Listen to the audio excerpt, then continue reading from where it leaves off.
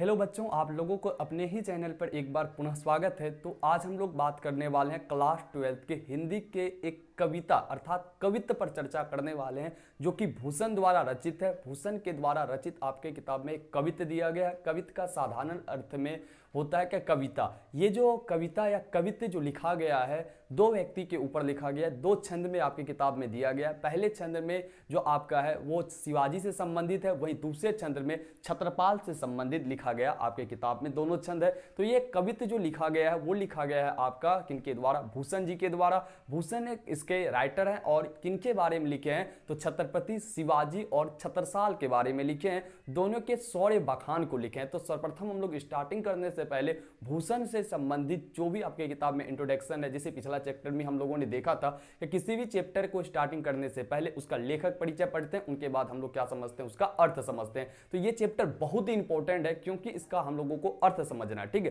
क्योंकि कहानी पढ़ेंगे तो कहानी लाइन बाय लाइन आपको अर्थ समझ में आ जाता है, लेकिन इसका क्या होता है, अर्थ खुद से निकालना पड़ता है। तो इस कारण से ये चैप्टर बहुत ही इंपॉर्टेंट हो जाता है। और दो अगर इससे 100% व्याख्या पूछे जाने की संभावना अधिक रहती है तो 4 मार्क्स इससे हो जाता है, और 1-2 ऑब्जेक्टिव या इसका सब्जेक्टिव तो सवाल बनेगा ही बनेगा। तो इस लिहाज से चैप्टर 5 से 6 नंबर आपका कंप्लीट हो जाएगा। अगर आप इस चैप्टर को ठीक रूप से पूरी वीडियो देखते हैं तो आपका ये चैप्टर पूरी तरह से कंप्लीट हो जाएगा। तो चलिए हम लोग स्टार्टिंग करते हैं ना देरी करते हुए। तो सर्वप्रथम हम लोग भूषण का क्या देखते हैं, परिचय देखते हैं, उनके बाद हम लोग चैप्टर को पढ़ेंगे। तो आइए स्टार्टिंग करते हैं भूषण का परिचय में। सर्वप्रथम किसी भी चैप्टर को हम लोग पढ़े तो यही बात को जान रहे थे, क्या भूषण का सर्वप्रथम हो जाएगा जन्म कब हुआ था। तो 1613 में भूषण जी का क्या हुआ था, जन्म हुआ था। 1715 में निधन हुआ था किनका, भूषण जी का। आप शायद इसका स्क्रीनशॉट ले सकते हैं या डिस्क्रिप्शन में दिए गए लिंक से आप टेलीग्राम ज्वाइन कीजिए, वहां पर भी आपको इसका नोट्स मिल जाएगा। तो चलिए स्टार्टिंग करते हैं। भूषण का जन्म कब हुआ, 1613 में, और इनका निधन कब हुआ, 1715 में। 1613 में क्या होता है, इनका जन्म होता है, और 1715 में क्या होता है, इनका निधन होता है। वही दूसरा पॉइंट, जन्म स्थान की बात करें, कौन सा स्थान पर जन्म हुआ, याद रखिए तिकवापुर, कानपुर, उत्तर प्रदेश। कानपुर का एक जगह है, कौन सा, तिकवापुर। और तिकवापुर कहां पड़ता है या कानपुर कहां पड़ता है, तो उत्तर प्रदेश में। जन्म स्थान याद रखिएगा, क्या यूपी में हुआ था। अगर ऐसे पूछा जाए किधर हुआ था, कानपुर के तिकवापुर में, कानपुर के तिकवापुर में। और कानपुर कहां पड़ता है, तो ये पड़ता है आपका उत्तर प्रदेश में। पिता का नाम पूछा जाए, बहुत इंपॉर्टेंट सवाल है, क्या भूषण जी के पिता का नाम क्या था, तो रत्नाकर त्रिपाठी। क्या नाम था भूषण जी के पिता का नाम, रत्नाकर त्रिपाठी। पूछा गया सवाल है क्या भूषण जी के पिता का नाम क्या था, तो रत्नाकर त्रिपाठी। वहीं इनका बात करें तो भूषण भी इसका वास्तविक नाम है, ये पता नहीं चलता है। भूषण जी का अगर आप नाम को देखिएगा ना, ये भी किन्हीं के द्वारा दिया गया नाम है, ये भी इसका उपनाम है। वास्तविक नाम इसका विस्मृत हो जाता है क्योंकि इनका जो मूल नाम या उपनाम जो दिया गया ना, वही इतना फेमस हो जाता है, क्या वास्तविक नाम इसका व्यक्ति भूल जाता है। तो इसका उपनाम जो था वह भूषण, इसका जो आप नाम देख रहे हैं भूषण, ये इसका क्या उपनाम है, इसका मूल नाम विस्मृत हो चुका है, ठीक है। तो चित्रकूट के सोलंकी राजा रुद्रशाह कवि भूषण की उपाधि दी थी। यहां से सवाल पूछा गया है, क्या भूषण जो है कवि को, भूषण जी को भूषण नाम की उपाधि किसने दिया था। याद रखिएगा आप, चित्रकूट के सोलंकी राजा रुद्रशाह, याद रखिएगा चित्रकूट का राजा था सोलंकी राजा रुद्रशाह जी, क्या दिया था इसे, कवि भूषण का उपाधि दिया था। यहां से सवाल पूछा था क्या सोलंकी का राजा कौन था, तो सोलंकी राजा रुद्रशाह। चित्रकूट के सोलंकी का राजा कौन था, रुद्रशाह। उन्हीं के द्वारा कवि भूषण को भूषण का उपाधि दिया गया था। क्लियर है। क्या इनका उपनाम क्या है, जो हमें इनका उपनाम ही देखने को मिलता है, इसका वास्तविक नाम विस्मृत हो जाता है क्योंकि इसका उपनाम ही इतना फेमस हो जाता है कि वास्तविक नाम खत्म हो जाता है। तो इनका भूषण नाम कौन दिया, तो चित्रकूट के राजा सोलंकी। कौन देता है, चित्रकूट के राजा सोलंकी। कौन है, राजा रुद्रशाह। चित्रकूट के सोलंकी राजा रुद्रशाह। तो राजा का नाम क्या, राजा रुद्रशाह। और चित्रकूट के सोलंकी के राजा थे, कहां के राजा थे, चित्रकूट के सोलंकी के राजा रुद्रशाह। क्या देता है, इनका नाम भूषण देता है। पूछा गया सवाल था क्या भूषण नाम किनके द्वारा दिया गया, तो सोलंकी के राजा रुद्रशाह के द्वारा। नेक्स्ट सवाल आता आश्रयदाता, यानी कि इसे रखने वाला कौन था, आश्रयदाता हम याद रखिएगा छत्रपति शिवाजी, शिवाजी के पुत्र साहू जी। यहां से सवाल पूछा गया, सवाल है शिवाजी के पुत्र के नाम क्या है, साहू जी। पन्ना के बुंदेले राजा छत्रसाल, इनको आश्रय देते यानी इनको रखे थे कौन कौन, छत्रपति शिवाजी, शिवाजी के पुत्र साहू जी, और पन्ना के बुंदेले राजा छत्रसाल। इस कारण से इन्होंने, अभी यहां जो वर्णन देखेंगे आपको पहले शुरुआत में बताया कि 2 छंद पढ़ने को मिलता मिलता है। तो एक आपको इसी संबंधित मिलेगा किनका, छत्रपति शिवाजी का, और एक कहां का, राजा छत्रसाल का। राजा छत्रसाल कहां के राजे थे, तो पन्ना के बुंदेले के राजा थे। पन्ना के बुंदेले के राजा क्या थे, छत्रसाल थे। तो आश्रयदाता यानी इनको रखने वाले कौन कौन थे, छत्रपति शिवाजी और शिवाजी के पुत्र साहू जी, और तीसरा पॉइंट पर कौन आता है, पन्ना के बुंदेले राजा छत्रसाल, इनको क्या देने वाले थे, आश्रय देने वाले थे। कौन कौन, छत्रपति शिवाजी, दूसरे पॉइंट पर शिवाजी के पुत्र साहू जी, तीसरे पॉइंट पर पन्ना के बुंदेले राजा छत्रसाल। पन्ना के बुंदेले राजा छत्रसाल, ये तीनों के थे, क्या थे, इनके आश्रयदाता थे। नेक्स्ट विशेष की अगर बात की विशेषता देखे जाए तो रीति काल के प्रसिद्ध कवि थे। याद रखिएगा कि भूषण जी जो कवि थे वो किस काल के थे, रीति काल के। भूषण जी किस काल के कवि थे, रीति काल के भूषण जी प्रसिद्ध कवि थे। पूछा गया सवाल है कि भूषण किस काल के कवि है, तो भूषण आपके रीति काल के कवि है। नेक्स्ट देखा जाए इनके भाई के नाम में, याद इनके दो भाई का नाम में पता चलता है, एक चिंतामणि त्रिपाठी और एक का नाम था मतीराम। पूछा गया सवाल नहीं, पूछे जाने की संभावना बन सकती है। क्या इनके भाई का नाम क्या था, तो चिंतामणि त्रिपाठी और मतीराम, इनके दो भाई थे, देखने को मिलता है। कीर्ति में अगर देखें, इनके द्वारा लिखा गया कीर्ति में शिवराज भूषण, शिवा बावनी और छत्रसाल दशक। ध्यान से देखिएगा, क्या यहां पर जो दिया गया है कीर्तियां में शिवराज भूषण, शिवा बावनी 52, यानी शिवा बावनी जो लिखा है उसमें 52 मुक्तक देखने को मिलता है। यही सवाल बना था कि शिवा बावनी में कितने मुक्तक देखने को मिलते हैं, तो 52 मुक्तक देखने को मिलते हैं। वही छत्रसाल दशक, दशक का मतलब 10, तो इसमें 10 दशक 10 मुक्तक देखने को मिलते हैं। उसके साथ भूषण हजारा, भूषण उल्लास, दूषण उल्लास, इन्हीं की कीर्ति है। ध्यान से देखिएगा, इसमें से जो आपको याद करने का है तो वो दो ही याद करना, एक शिवा बावनी, एक छत्रसाल दशक। ध्यान से देखिएगा, क्योंकि भूषण इन्हीं से नाम से संबंधित है। अगर पूछेगा भी तो आसानी से आप टिक आउट कर सकते हैं, भूषण का लिखा हुआ है। भूषण उल्लास और दूषण उल्लास, तो यहाँ सिंपल सा है, ये सब भूषण का ही होगा क्योंकि भूषण के नाम से ही संबंधित है। लेकिन शिवा बावनी और छत्रसाल दशक, ये क्या आपको याद करना है, क्योंकि शिवा बावनी में कितने मुक्तक है, 52 मुक्तक है, और छत्रसाल दशक में कितने मुक्तक है, 10 दशक में आपका ये पूरा का पूरा लिखा गया, ये इनके द्वारा कीर्ति है। तो कौन कौन सा कीर्ति होगा, शिवराज भूषण, शिवा बावनी, छत्रसाल दशक, भूषण हजारा, भूषण उल्लास और दूषण उल्लास। यहां एक पॉइंट इंपॉर्टेंट, शिवा बावनी में कितने मुक्तक हैं, तो 52, और छत्रसाल दशक में कितने हैं, 10 हैं। नेक्स्ट अंतिम देखिएगा कि अंतिम आपके लिखा गया है कि छत्रपति शिवाजी और छत्रसाल से संबंधित कवित्व है और कविता की भाषा ब्रज है। अगर आपको दिख नहीं है, याद रखिएगा, क्या कविता की जो भाषा है जो आपके यहाँ पर किताब में दिया गया है वो कौन सी भाषा में लिखी गई, ब्रज भाषा में। कौन सी भाषा में, ब्रज भाषा में। याद रखिएगा, क्या आपका जो कवित्व है वो कवित्व किस भाषा में लिखा गया है, तो ब्रज भाषा में लिखा गया है। उसके साथ ही आपके यहाँ बताया गया कि यहाँ पर जो आपका दो छंद है, दो छंद जो है उसमें पहला छंद छत्रपति शिवाजी से संबंधित है, उनका यहाँ पर तुलना किया जाता है। क्या मलेच्छ वंश, पुराने समय में मलेच्छ वंश पर किस प्रकार से शिवाजी का राज था, यानी उस पर किस प्रकार से शासन करते थे, इसका तुलना करते हैं। क्या समझे, कि मलेच्छ वंश पर किस प्रकार से छत्रपति शिवाजी का राज था। मलेच्छ वंश क्या था, समांतर अर्थ में देखा जाए मलेच्छ वंश जो कहा जाता है, मलेच्छ कहा जाता था, वो मुसलमानों को कहा जाता था, उस पर छत्रपति शिवाजी का किस प्रकार से राज था, इसकी पूरी शौर्य बखान का तुलना करते हैं। वहीं दूसरे में दूसरा किससे संबंधित है, दूसरा छंद तो छत्रपाल से संबंधित है। किससे संबंधित है, छत्रपाल से, और इसमें छत्रपाल के तलवार का वर्णन किया गया है कि छत्रपाल का तलवार किस प्रकार से शत्रु के गले में लपटती है और किस प्रकार से उनकी तलवार दूसरों को खत्म कर देती है। इन्हीं के बारे में वर्णन करते कौन, भूषण जी। तो याद रखिएगा कितना छंद है कवित्व में, दो छंद है। पहला छंद किससे संबंधित है, छत्रपति शिवाजी से संबंधित है, और दूसरा छंद किसके लिए लिखा गया, छत्रपाल से संबंधित है। इसके अलावा दो चार पॉइंट और दिया गया, देख लीजिए ध्यान से।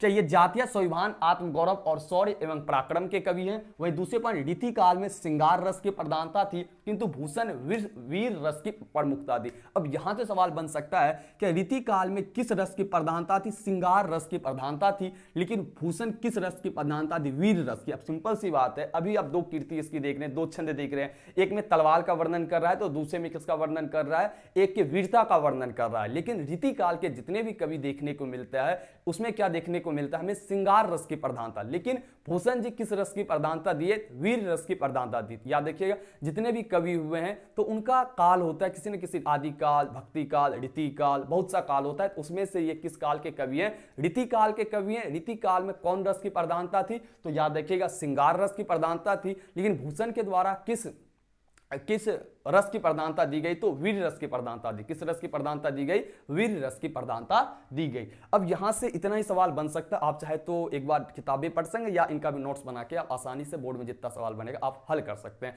तो एक बार चलिए थोड़ा सा शॉर्ट सॉरी बंद कर 1613 में जन्म होता है, 1715 मृत्यु होता है। तिकवापुर कानपुर उत्तर प्रदेश में इनका जन्म स्थान है। पिता का नाम रत्नाकर त्रिपाठी, भूषण जो इनका एक उपनाम है, जो चित्रकूट के सोलंकी राजा रुद्रशाह के द्वारा इनका नाम उपनाम दिया गया। आश्रयदाता छत्रपति शिवाजी और उनके पुत्र साहू जी, उनके शादी पन्ना के बुंदेले राजा छत्रसाल के द्वारा इनको आश्रय दिया गया। वहीं अगर विशेष में देखा जाए तो रीतिकाल के प्रमुख कवि है। रीतिकाल में श्रृंगार रस की प्रधानता थी, लेकिन इन्होंने किस रस की प्रधानता दी? वीर रस की प्रधानता दी। इनके दो भाई चिंतामणि और मतीराम, उनके साथ ही इनके द्वारा कीर्ति की बात करें तो शिवराज भूषण, शिवा बावनी में 52 मुक्तक और छत्रसाल दशक में 10, उनके साथ भूषण हजारा, भूषण उल्लास इनके द्वारा लिखा गया कीर्ति है। नेक्स्ट बात करें तो यहां पर उनके द्वारा लिखा गया जो कीर्ति है वो कवित है, यानी क्या कविता है, जो कि दो व्यक्ति का वर्णन करता है, जिसमें कि पहले में क्या करता है? छत्रपति शिवाजी का वर्णन है। दूसरे में किसका? छत्रसाल का। छत्रपति शिवाजी के बारे में क्या लिखते हैं तो उसकी तुलना करते हैं कि मलेच्छ वंश पर किस प्रकार से छत्रपति शिवाजी का राज था, उसकी तुलना करते हुए यहां पर लिखते हैं। और दूसरे पॉइंट पर छत्रसाल की तलवार का क्या कर रहे हैं? वर्णन कर रहे हैं। चलिए तो हम किताब लेते हैं, तो आपके साथ किताब है तो आप किताब का यूज कर सकते हैं, अन्यथा आप ध्यान से बैठकर सुनिएगा तो आपका ये कंप्लीट हो जाएगा। तो चलिए हम लोग देखते हैं इनके द्वारा लिखे गए कविता। एक बार हम रीडिंग करेंगे, उनके बाद आपको हम अर्थ सहित पढ़ाएंगे। चलिए देखते हैं। तो पहला आप समझ गए क्या? आप यहां पर दो व्यक्ति के देखें, क्या यहां पर जो कविता लिखा गया है आपका दो व्यक्ति के लिए संदर्भ में लिखा गया है। एक संदर्भ में कौन है? पहले में कौन आता है आपका? कौन आता है? छत्रपति शिवाजी के लिखा गया है। प्रथम जो छंद है वो किसके लिखा गया है? छत्रपति शिवाजी के लिए प्रथम, ठीक है। और दूसरे में किसके बारे में लिखा गया है? और याद रखिएगा जो कवित की भाषा है वो कैसी है? ब्रज भाषा है, ठीक है। कौन सी भाषा है? ब्रज भाषा है। छत्रपति शिवाजी। और दूसरा किसके लिए लिखा गया है? छत्रसाल के लिए लिखा गया है। अब ध्यान से देखिए, प्रथम में वो क्या करता है? छत्रपति शिवाजी का तुलना कर रहा है। छत्रपति शिवाजी का क्या कर रहा है? तुलना कर रहा है। तो छत्रपति शिवाजी का तुलना मलेच्छ वंश पर किस प्रकार से राज कर रहा है उनके बारे में लिख रहा है। तो याद देखिएगा प्रथम छंद में वीर रस है। कौन सा रस है? वीर है, यानी कि वीरता के बारे में। और छत्रसाल की किसके बारे में वर्णन कर रहा है? तलवार के बारे में वर्णन कर रहा है। तो छत्रसाल से संबंधित जो द्वितीय छंद है उसमें कौन सा रस है? रौद्र रस है। कौन सा रस है?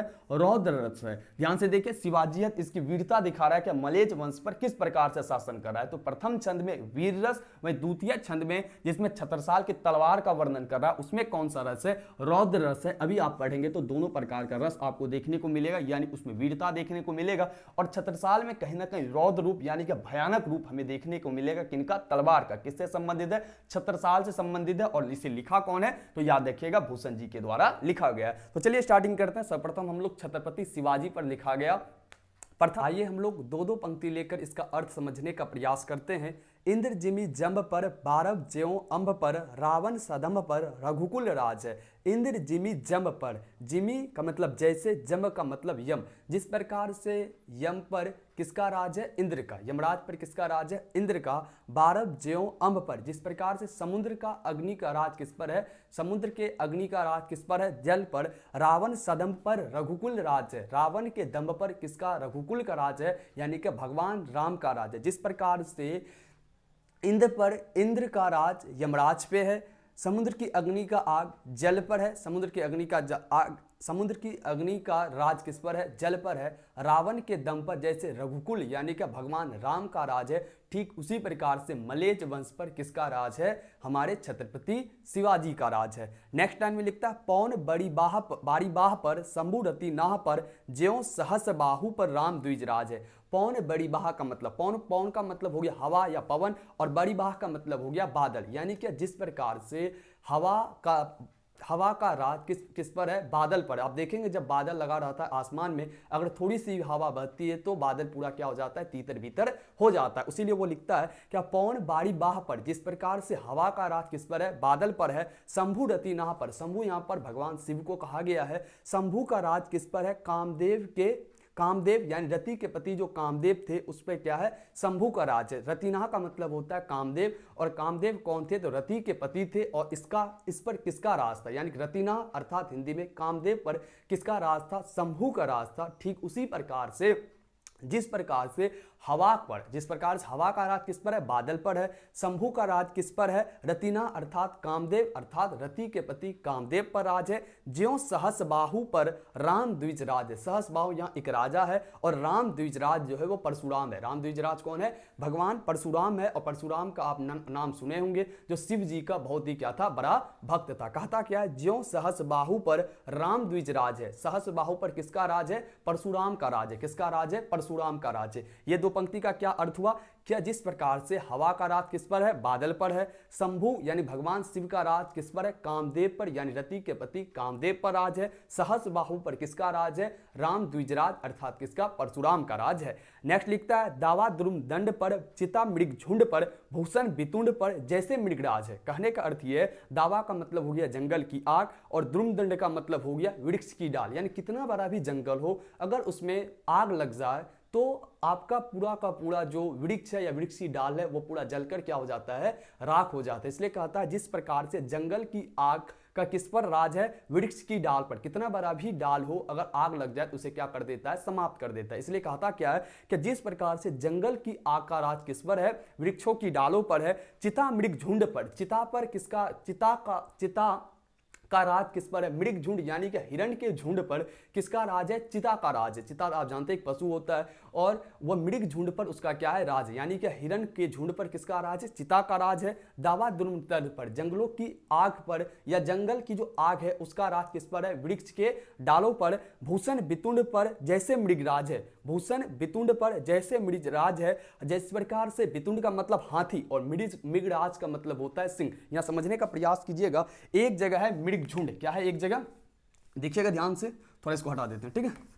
तो एक जगह क्या है, मृग झुंड, क्या है, मृग झुंड। तो यहां पर इसका कहने का अर्थ है हिरण के झुंड से, क्या कहता है, हिरण का झुंड। और वहीं पर एक क्या है, मृगराज, वहीं पर एक जगह क्या है, मृगराज। मृगराज का मतलब हो गया यहाँ सिंह, मृगराज पर मतलब क्या हो गया, यहाँ सिंह हो गया। याद रखिएगा इस बात को। क्या कहता है, क्या भूषण बितुंड पर जैसे मृगराज है, बितुंड का मतलब हाथी और मृगराज का मतलब यहां पर आपका हो गया क्या, सिंह। मृगराज का मतलब क्या हो गया, यहाँ सिंह हो गया। जिस प्रकार से हाथियों पर किसका राज है, सिंह का राज है। जिस प्रकार से हाथियों पर किसका राज है, सिंह का राज है। एक बार फिर से देखिए क्या कहता है, दावा द्रुम दंड पर, जिस प्रकार से वृक्ष की डालों पर किसका राज है, जंगल की आग का। मृग के झुंड पर किसका राज है, चिता का। भूषण बितुंड पर हाथियों पर किसका राज है, सिंह का राज है। ठीक उसी प्रकार से मलेच्छ वंश पर किसका शासन है, आपके छत्रपति शिवाजी का शासन है। अंतिम पंक्ति में क्या कहता है, तेज तम अंश पर कान्हा जिमी कंस पर यो मलेच्छ वंश पर शेर शिवराज। कहता क्या, जिस प्रकार से अंधेरा पर किसका राज है, प्रकाश का राज है। जिस प्रकार से आप देखेंगे अंधेरा, अगर रोशनी आया तो वो अंधेरा पूरा का पूरा क्या हो जाता है, गायब हो जाता है। ठीक उसी प्रकार से कह रहा है क्या, तेजतम अंश पर, जिस प्रकार से अंधेरे पर किसका राज है, प्रकाश का राज है। कान्हा जिमी कंस पर, जिस प्रकार से कन्हैया का राज किस पर है, कंस पर। कन्हैया का राज किस पर है, कंस पर राज है। और ये मामा और भैगना वाला कहानी आपको पता होगा, क्या कंस क्या रहता है, उनका मामा रहता है और कन्हैया क्या रहता है, उसका भैगना रहता है। और उसी प्रकार से कन्हैया का राज किस पर रहता है, कंस पर रहता है। तो वही यहां तुलना करके लिख रहा है, क्या तेजतम अंश पर, जिस प्रकार से अंधेरा पर राज किसका होता है, प्रकाश का। और कंस पर किसका राज होता है, कृष्ण का। ठीक उसी प्रकार से मलेच्छ वंश पर किसका शासन है, तो याद रखिएगा क्या, शेर शिवराज का। एक बार चलिए इसका समरी देख लीजिए क्या कहता है। क्या कहा, क्या शुरुआत से आपको हिंदी बताते हैं कि प्रथम आपको हिंदी ही याद रखना, वहां हिंदी ही लिखना है, ठीक है। तो क्या कहता है, इंद्र जिमी जंब पर, बारब जीव अंब पर, रावण सदम पर। चलिए एक बार आपको हम समरी बताते हैं कि जिस प्रकार से यम पर किसका राज है, इंद्र का राज है। समुद्र की अग्नि का राज किस पर है, जल पर है। रावण के दम पर किसका राज है, रघुकुल का राज है। पौन बड़ी बाह पर, शंभु ढतीनाभ पर। जिस प्रकार से हवा का राज किस पर है, बादलों पर है। और भगवान शिव का राज किस पर है, कामदेव पर या रतिनाभ पर। और उनके बाद सहस बाहु जो राजा है उन पर किसका राज है, तो परशुराम का राज है। और जंगल की आग का किस पर राज है, वृक्षों की डाली पर राज है। और चिता मृग झुंड पर किसका राज है, चिता का राज है। बितुंड पर हाथी पर किसका राज है, सिंह का राज है। अंधेरे पर किसका राज है, तो प्रकाश का राज है। और कंस पर किसका राज है, तो कृष्ण का राज है। ठीक उसी प्रकार से मलेच्छ वंश पर किसका शासन है, तो आपका शेर शिवराज का, यानी क्या शिवाजी का आपका क्या है, राज है। तो आप इसको समझ गए होंगे। क्या ये सारी तुलना करके बता रहा है क्या, शिवाजी कितने ताकतवर थे और मलेज वंश पर उसका शासन किस प्रकार से था। जिस प्रकार से ये सारे चीजों पर इन सभी का शासन है, ठीक उसी प्रकार से मलेज वंश पर किसका शासन था, तो शिवाजी का शासन था, छत्रपति शिवाजी का शासन था। आई होप आपको ये छंद का पूरा क्लियर हुआ होगा। क्या इंद्रजिमी जम पर यानी क्या यमराज का यम पर किसका राज है, इंद्र का। वहीं पर समुद्र की अग्नि का राज, समुद्र की अग्नि का राज जल पर। वहीं पर रावण के दम पर रघुकुल यानी भगवान राम का राज है। और हवा का राज किस पर है, बादलों पर है। और रतिना कामदेव पर किसका राज है, शंभू का राज है। और सहस्रबाहु पर किसका राज है, तो वो परशुराम का राज है। वहीं जंगल की आग पर किसका राज है, जंगल की आग का किस पर राज है, वृक्षों की डाली पर राज है। मृग के झुंड पर कौन राज करता है, चिता। याद रखिएगा, चिता ही मारना है, बाघ नहीं मारना, ठीक है, जो है वही मारना, ठीक है। चिता राज है। और भीषण वितुंड पर हाथियों पर किसका राज है, सिंह का राज है। अंधेरे पर प्रकाश का राज है। कान्हा जिमी कंस पर कन्हैया का राज किस पर है, कंस पर है। और उसी प्रकार से ठीक उसी प्रकार से मलेज वंश पर किसका शासन है, तो आपके शिवाजी का शासन। किसका शासन है, शिवाजी का। चलिए हम लोग दूसरा पॉइंट लेते हैं। आपको पहले ही बता चुके हैं, दूसरे पॉइंट में क्या है, आपका तलवार का वर्णन किया गया है। किसका, छत्रपाल के तलवार के। किसके तलवार का वर्णन है, छत्रपाल का। इससे पहले आपको पीछे बता चुके हैं छत्रपाल कौन था, ठीक है। तो आइए छत्रपाल के तलवार का वर्णन करते हैं। तो प्रथम छंद में कौन सा हमारा रस था, आपको तुरंत बताएं, वीर रस। और द्वितीय छंद में कौन सा रस है, रौद्र रस है। यहां पर उसकी तलवार, किसकी तलवार, छत्रसाल की तलवार किस प्रकार से प्रलयंकारी उसका वर्णन किया। लिखता क्या है, निक्षत मयांत मुखे प्रलय भानु कैसी। मुखे का मतलब होता है किरणें, प्रलय का मतलब होता है प्रलयंकारी किरणें। यानी क्या, जब मयान से क्या निकलती है, तलवारें। मयान क्या होता है, जो तलवार जिसमें रखा जाता है ना, उसको क्या कहा जाता है, मयान। यानी निक्षत का मतलब निकालना। जब निक्षत मयान ते मुखे, जब क्या होता है, मयान से क्या निकलता है, तलवार निकलता है, तो उससे प्रलयंकारी किरणें निकलती है सूर्य के समान। यानी कि सूर्य की अगर आप रोशनी देखेंगे उधर आप ज्यादा देर देख नहीं सकते, क्योंकि उसकी रोशनी बहुत ही क्या होती है, हाई होती है। ठीक उसी प्रकार से कह रहा है कि जब मयान से किसका, छत्रपाल का क्या निकलता है, तलवार निकलता है। किसका तलवार निकलता है, सॉरी, छत्रसाल का जब तलवार निकलता है तो एकदम क्या होता है, बहुत ही वो प्रलयंकारी रोशनी होता है, जिसे कोई देख नहीं सकता है। मयान से जब निकलता है तो एक अजीब प्रकार की चमचमाहट, यानी क्या एक अजीब प्रकार का प्रलयंकारी रोशनी लेकर निकलता है। कौन, उनके मयान से तलवार, किसके, छत्रसाल के। नेक्स्ट क्या लिखता है, फारे तमतोम से गयंदन के जाल को। फारे मतलब फारे तमतोम, तोम का मतलब अंधकार और गयंदन का मतलब होता है हाथी का बहुवचन रूप होता है। गयंदन के जाल को फारे तमतोम, यानी कि जो अंधेरा रहता है उसको फाड़ते हुए, गयंदन के जाल को, हाथियों के जाल को फाड़ते हुए तलवार निकलता है। यानी क्या, हाथी का जाल और अंधेरे का प्रकार, अंधेरे जो बता रहे यहां पर कह रहा है, शत्रु पक्ष पर यहां पर डिनोट करते हुए कह रहा है कि जिस प्रकार से उसका तलवार निकलता है ना, अगर सामने क्या रहे, हाथी का भी झुंड रहे, गयंदन के जाल को, हाथी का भी अगर जाल है, उसे वो क्या करता है, तुरंत ही 1 मिनट में क्या करता है, धाराशाही कर देता है। ठीक उसी प्रकार से गयंदन के समान, यानी क्या, गयंदन के ताकतवर के समान अगर कोई शत्रु भी रहता है, उनको वो तुरंत ही क्या करता है, उनके जाल को पूरी तरह अपनी तलवार से क्या करता है, जाल को काट कूट देता है, यानी क्या, फाड़ देता है। कौन, छत्रसाल के तलवार के बारे में किससे तुलना किया जा रहा है, क्या अगर सामने गयंदन के जाल यानी हाथियों के जाल के समान अगर शत्रु पक्ष भी रहे तो उन्हें वो तुरंत क्या करता है, फाड़ देता है, यानी उन्हें वो क्या कर देता है, खत्म कर देता है। जिस प्रकार से अंधेरा में अगर रोशनी आ जाता है तो अंधेरा तुरंत ही तीतर बीतर हो जाता है, ठीक उसी प्रकार से कितना बड़ा भी हाथियों के समान ही शत्रु क्यों ना हो, अगर छत्रसाल का तलवार आ गया तो पूरे के पूरे वो फाड़ के रख देता है। नेक्स्ट लिखता है, लागती लबकी कंठ बैरिन के नागिनी सी रुद्र ही रिझावे दे दे मुंडन की माल को। क्या था, क्या है, लागती लबकी कंठ बैरिन, बैरिन का मतलब दुश्मन, नागिन का मतलब होता है, आप नागिन जानते ही हैं, क्या अगर उसमें किसी प्रकार का दुश्मनी रहता है तो बहुत ही बुरी तरीके से, आप फिल्मों में देखे होंगे, क्या बहुत ही बुरी तरीके से उनको नागिन उसको मारता है। तो ठीक उसी प्रकार से कहता है, लागती लबकी कंठ बैरिन के नागिनी से, यानी क्या, जो आपका बैर रहता है, दुश्मन रहता है, वो नागिन सा क्या करता है, आपका तलवार उसके गले में लिपट जाता है। किनके बारे में कह रहा है, छत्रसाल के बारे में कहा रहा है, क्या आपका तलवार नागिन जैसा क्या होता है, दुश्मन के गले में लिपट जाता है। रुद्र ही रिझावे दे दे मुंडन की माल को, रुद्र ही यहां भगवान शिव को कहा गया है, तो कहता है कि रुद्र भगवान को रिझाने के लिए क्या कर रहा है, लग रहा है कि मुंडन की माल दे रहा है। भगवान क्या कहते हैं, ये जो सर होता है ना, तो उनको आम भाषा में मुंडी भी कहा जाता है, इसलिए उनको यहां पर मुंडन लिखा गया। यानी जिस प्रकार से क्या करता है, शत्रु के गले में एकदम नागिन जैसा उनका क्या लपेटता है, तलवार लपटता है। किनका, छत्रसाल का। लग रहा है क्या भगवान शिव को रिझाने के लिए, यानी क्या खुश करने के लिए उनको क्या दे रहे हैं, मुंडन की माल दे रहे हैं, यानी क्या मुंडी का क्या दे रहे हैं, माला दे रहे हैं, यानी कि सिर का क्या दे रहे हैं, माला दे रहे हैं। याद रखिएगा, भगवान शिव को किसकी माला दिया जा रहा है, तो मुंडन की माला दिया जा रहा है। किसकी माला दिया जा रहा है, मुंडन की माला दिया जा रहा है। किसके लिए, भगवान शिव को रिझाने के लिए, यानी कि खुश करने के लिए। ये लाइन में क्या कहा, क्या आपका जो तलवार है वो दुश्मनों को कैसे लपेटता है, एकदम दुश्मनों के, जिस प्रकार से नागिन अपने दुश्मनों को गले में लपेटता है, ठीक उसी प्रकार से आपका तलवार भी दुश्मने को गले को क्या करता है, लपेट लेता है। और लगता है क्या है, भगवान शिव को प्रसन्न करने के लिए आप क्या दे रहे हैं, मुंडन की माल दे रहे हैं, यानी कि सर की उसे माला चढ़ा रहे हैं। नेक्स्ट कहता है लाल क्षितिपाल छत्रसाल महाबाहुबली। किसको कहा था, लाल क्षितिपाल छत्रसाल, यानी कहता है कि आपका क्षितिपाल छत्रसाल महाबाहुबली, बाहुबली नहीं महाबाहुबली, आपका कहां लो बखान करूं तेरी करवाल को। कहता है हे महाबाहुबली, कहां लो बखान करूं तेरी करवाल। करवाल का मतलब होता है तलवार, करवाल का मतलब तलवार, और बखान का मतलब होता है एक्सप्लेनेशन। कहता है क्या, हे महाबाहुबली, आपका तलवार का मैं कहां तक बखान करूं, तेरी कलवाल को आपका बखान मैं कहां तक करूं, जितना भी करूं वो क्या लगता है, कम ही लगता है। नेक्स्ट लिखता है प्रतिभक कटक कटीले केती काटी काटी कालिका सी कील की कलेयु देती काल को। प्रतिभट का मतलब होता है शत्रु, कटक का मतलब होता है समूह, और कटीले का मतलब होता है करने वाले, और केती काटी काटी यानी क्या, हे छत्रसाल आप कितने वीर योद्धा, यानी कि जो आपके दुश्मन हैं उनके कितने समूहों को काट काट कर आप क्या रहे, कालिका सी कील की कलेयु देते काल को। कालिका जो कहा गया है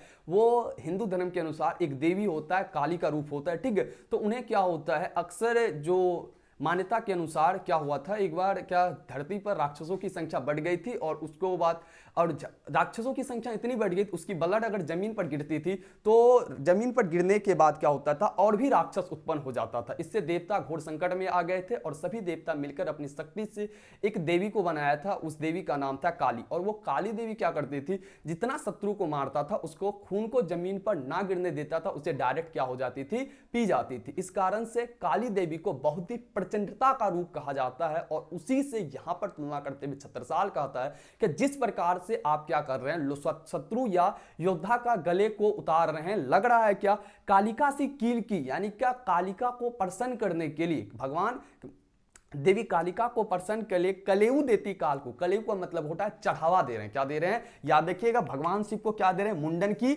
माल दे रहे थे, और कालिका को क्या दे रहे हैं, ये कालिका को क्या दे रहे हैं, ये तो ये दे रहे हैं उनको कलेयु। कलेयु का मतलब क्या होता है, चढ़ावा। कलेयु का मतलब क्या होता है, चढ़ावा। कहता है कि इस प्रकार से समूह या झुंड को आप काट रहे हैं, लगता क्या है, काली जी को यानी कि कालिका देवी को प्रसन्न करने के लिए आप उसे क्या दे रहे हैं, कलेवा दे रहे हैं, यानी कि चढ़ावा चढ़ा रहे हैं। तो ये था छत्रसाल के तलवार का वर्णन। आइए आपको शॉर्ट में एक बार फिर बताते हैं कि जब क्या होता है, निक्षत मयान से मुखे, यानी कि जब तलवार निकलता है, किसका, छत्रसाल जब अपना मयान से तलवार निकालता है, उससे एक प्रकार प्रलयंकारी रोशनी निकलता है, और लगता क्या है, गयंदन की जाल को शत्रु के समान, जो गयंदन यानी क्या हाथी का बहुवचन रूप होता है, तो हाथी के समान जो शत्रु रहता है उनको तुरंत वो क्या करता है, फाड़ देता है, यानी कि खत्म कर देता है। और दुश्मनों के गले में किस प्रकार से उनका तलवार लिपटता है, तो नागिन सा लिपटता है। और भगवान शिव को रिझाने के लिए किसकी माला दे रहे हैं, तो मुंडन की माला दे रहे हैं। और इनके बारे में कहता है महाबाहुबली, आपका कहां तक बखान करूं। याद रखिएगा, महाबाहुबली